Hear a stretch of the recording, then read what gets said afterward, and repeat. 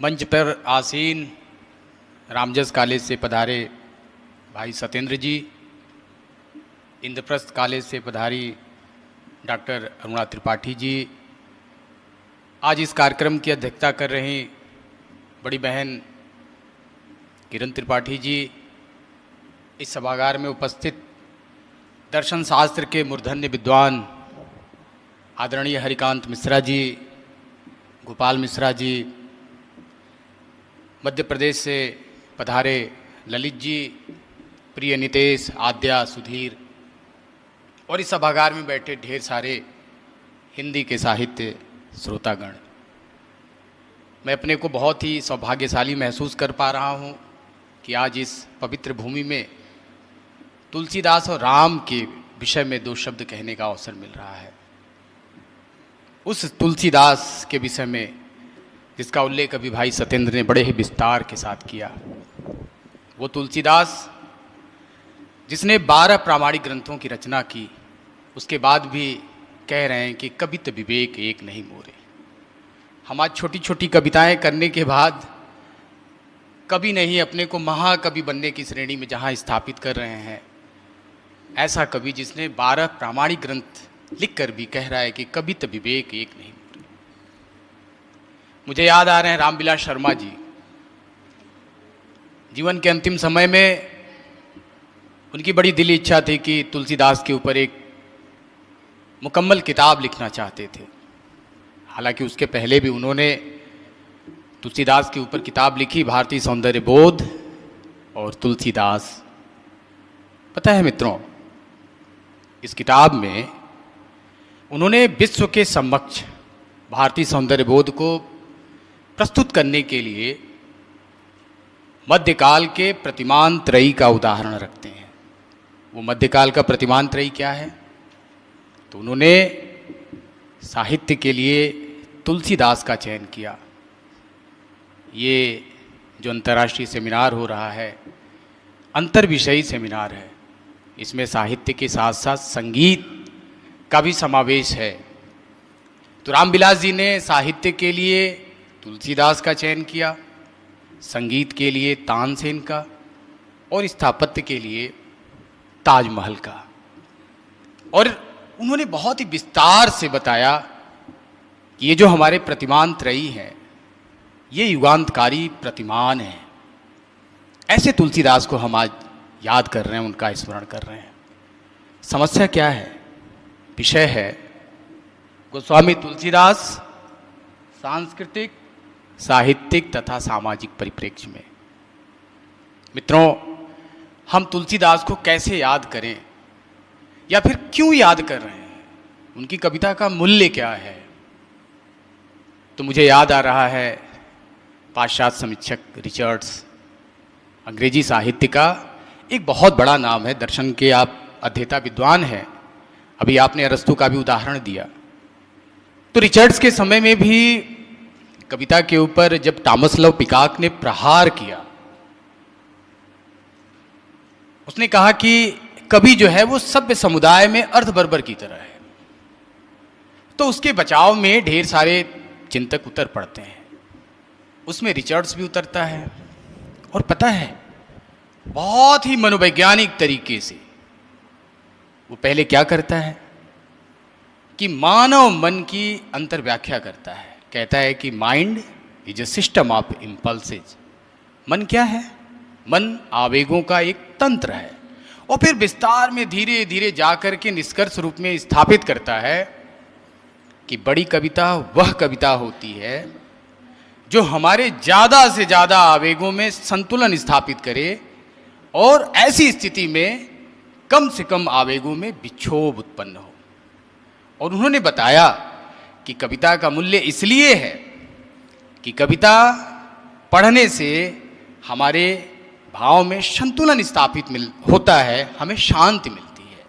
शायद इसीलिए हम तुलसीदास को याद करते हैं, रामचरितमानस को याद करते हैं।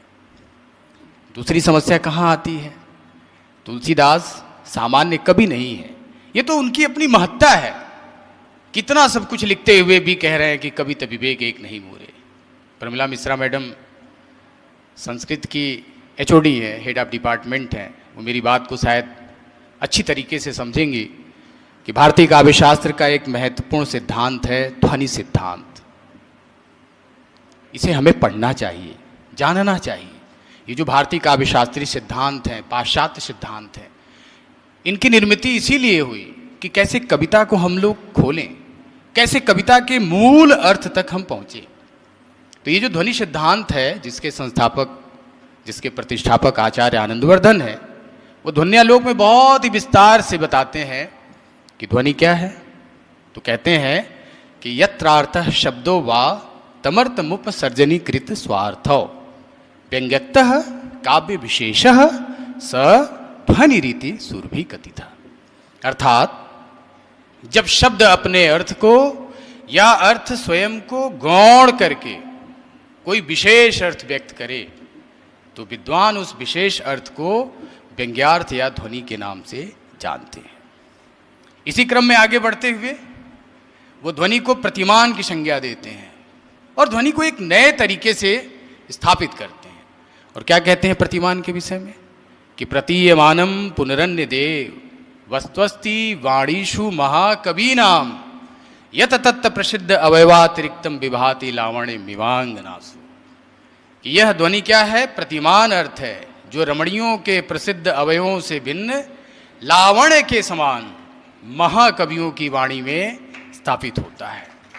ऐसे तुलसीदास जी महाकवि थे, तो स्वाभाविक सी बात है कि उनकी कविता को हम कैसे समझे। मित्रों, हम सब लोग जानते हैं कि महाकवि की कविता में जो भी शब्द पिरोए जाते हैं, जो भी शब्द समाहित होते हैं, वो सामान्य शब्द नहीं होते हैं। वो शब्द होते हैं व्यंग्यार्थ से रिलेटेड। और हमको पता है कि व्यंजना शब्द शक्ति का निर्धारण कैसे होता है। मित्रों, जिसकी ओर अभी सत्येंद्र जी इशारा कर रहे थे कि अगर हम जब तक वक्ता श्रोता को नहीं समझेंगे, परिस्थिति को नहीं समझेंगे, तब तक हम उस शब्द के सही अर्थ तक नहीं पहुंच पाएंगे। इसलिए शब्द के सही अर्थ तक पहुंचने के लिए हमको ये जानना पड़ेगा कि वक्ता कौन है, श्रोता कौन है, कहाँ बोला जा रहा है, कब बोला जा रहा है, कैसे बोला जा रहा है। ये सारी चीजें मिल करके वक्ता के अभिप्राय को ध्वनित करती हैं। ऐसे थे तुलसीदास। अब एक उदाहरण देख लीजिए रामचरितमानस का ही। जब भरत ननिहाल गए हैं और भरत वापस आ रहे हैं ननिहाल से, गुरु वशिष्ठ सामने खड़े हैं। गुरु वशिष्ठ को भरत ने न जाने क्या क्या बोला। गुरु वशिष्ठ सुनते रहे। अंत में क्या कहते हैं कि सुनहि भरत भावी प्रबल बिलखि कहूं मुनिनाथ हानि लाभ जीवन मरण जश अपजस विदेहात। जब सारी चीजें सुन लेते हैं, अब इस पूरे छंद में जो मुख्य तत्व है, जिससे इस पूरा छंद का भाव जो है वो समाहित है, वो है बिलखना शब्द। बिलखि कहूं मुनिनाथ, सामान्य तरीके से नहीं कहते हैं। बिलखना रोना नहीं होता है। बिलखने में हमारा रोम रोम दुखी हो जाता है। आदमी कब बिलखता है? जब किसी माँ का नौजवान बेटा मर जाता है तो वो बिलखती है। ऐसे ही उस भाव से वशिष्ठ मुनि कहते हैं कि सुनहि भरत। ऐसे ढेर सारे हम कह रहे हैं कि एक और छंद है कि हा गुन खान, जब सीता राम को चुरा करके लेके चला जाता है तो राम आते हैं, उनकी क्या स्थिति है। हा गुन खान जानकी सीता रूपशील व्रत नेम पुनीता हे खग मृग हे मधुकर श्रेणी तुम देखी सीता मृग नैनी। राम की स्थिति पागलों की तरह हो जाती है। क्यों ऐसी स्थिति है? और ये बिल्कुल मनोवैज्ञानिक सत्य है कि हम अपने प्रियजनों को, अपने प्रियतमा को दुख के समय में शायद ज़्यादा स्मरण करते हैं। इसीलिए कह रहे हैं कि हा गुण खान जानकी सीता, तुम गुणों की खान हो। और क्यों इतना ज़्यादा घबराए हुए, क्यों बेचैन है? कि उनको समझ में नहीं आ रहा कि वो किससे संवाद कर रहे हैं, किससे बातचीत कर रहे हैं। इसलिए कि जब राजा जनक ने सीता का हाथ राम के हाथ में दिया था तो राम ने वचन दिया था कि अब मैं आज से सीता हमारी हुई और हम इनकी अपने प्राणों से बढ़कर भी रक्षा करेंगे। वो वचनों की जो बौखलाहट थी, उन वचनों को याद करते हुए राम जो है वो घबरा जाते हैं और उनके उनकी स्थिति पागलों जैसी हो जाती है। ऐसे ढेर सारे प्रसंग भरे पड़े हैं। फिर हम जाएंगे वापस रिचर्ड्स के पास। क्यों मैं जा रहा हूं? रिचर्ड्स का एक और महत्वपूर्ण सिद्धांत है, हमको जानना चाहिए, पढ़ना चाहिए। जैसा कि मैंने शुरू में ही उल्लेख किया, अर्थ मीमांसा का सिद्धांत, काव्य भाषा का सिद्धांत। पता है रिचर्ड्स ने क्या कहा? कि अर्थ की संपूर्णता के लिए हमें क्या 4 तत्वों की महत्वपूर्ण आवश्यकता होती है। किसी शब्द के अर्थ को हम कैसे समझें? तो जो बातें ध्वनि सिद्धांत में आचार्य आनंदवर्धन कह रहे हैं, वही पाश्चात्य समीक्षक रिचर्ड्स भी कह रहा है कि अर्थ के 4 महत्वपूर्ण एलिमेंट होते हैं। कौन कौन? स्वर, लहजा, और फिर लास्ट में ये भाव और अभिव्यंजना, इंटेंशन। तो हम तो बस 2 तत्वों को ही समझ पाते हैं। इंटेंशन को जब तक नहीं समझेंगे, टोन को नहीं समझेंगे, तब तक किसी कवि के मूल अभिप्राय को हम कभी भी नहीं समझ पाएंगे। ये तुलसी बाबा को समझने में हम सबसे ज्यादा गलती करते हैं। इसको हमें ध्यान देने की आवश्यकता है। मित्रों, एक और हिंदी साहित्य का बड़ा नाम प्रातः स्मरणीय आचार्य रामचंद्र शुक्ल, उनको हमको पढ़ना चाहिए। उन्होंने जब वो कविता की बातचीत करते हैं तो क्या कहते हैं, जिसका उल्लेख अभी सुधीर जब अपना शोध पत्र पढ़ रहा था तो बताया था कि आचार्य रामचंद्र शुक्ल ने कहा कि जिस प्रकार आत्मा की मुक्तावस्था ज्ञान दशा कहलाती है, उसी प्रकार हृदय की मुक्तावस्था रस दशा कहलाती है। हृदय की इसी मुक्ति की साधना के लिए मनुष्य की वाणी जो शब्द विधान करती आई है, उसे कविता कहते हैं। ध्यान रखिए, कविता को क्या कह रहे हैं कि कविता हृदय की मुक्तावस्था है। ये हृदय मुक्त हृदय कब होता है? मित्रों, ये हृदय मुक्त हृदय तब होता है जब हमारा हृदय अपने पराये की भावना से, जो हमारे अंदर की संकुचित मानसिकता है, जो हमारे अंदर का व्यक्तिगत राग द्वेष है, जब तक ये दूर नहीं होगा तब तक हमारा हृदय मुक्त नहीं होगा। इसीलिए जब रस निष्पत्ति के तीसरे व्याख्याता आचार्य, प्रमिला मैडम ध्यान दीजिएगा, भट्टनायक जब भुक्तिवाद का कॉन्सेप्ट लेकर के आता है तो वह भावकत्व व्यापार और भोजकत्व व्यापार नामक 2 नवीन शब्द व्यापारों की कल्पना करता है और कहता है कि भावकत्व व्यापार काम क्या करता है? कहता है कि भावकत्व व्यापार का यही काम है कि वह सामाजिक के अंदर जो अपने पराये की भावना है, जो उसका व्यक्तिगत राग द्वेष है, उस व्यक्तिगत राग द्वेष को वो भावकत्व व्यापार दूर कर देता है। और फिर भोजकत्व व्यापार से होता क्या है? भोजकत्व व्यापार से उस ब्रह्मा स्वाद सहोदर है ना सविद रस का सामाजिक जो है वो आनंद लेता है। यही बातें आचार्य रामचंद्र शुक्ल कह रहे हैं कि कविता सामान्य चीज नहीं है, कविता हृदय की मुक्तावस्था है। दूसरी बात आगे कहते हैं कि कविता का अंतिम लक्ष्य क्या होता है? कविता का अंतिम लक्ष्य जगत के मार्मिक पक्षों का प्रत्यक्षीकरण करके मनुष्य हृदय के साथ उसका सामंजस्य स्थापन। ध्यान रखिए, क्या कह रहे हैं आचार्य रामचंद्र शुक्ल? जगत के मार्मिक पक्षों का प्रत्यक्षीकरण करके मनुष्य हृदय के साथ उसका सामंजस्य स्थापन। सारे लोगों के अंदर ये दृष्टि नहीं होती है कि सारे लोग जो है वो जगत के मार्मिक पक्षों का प्रत्यक्षीकरण कर लें।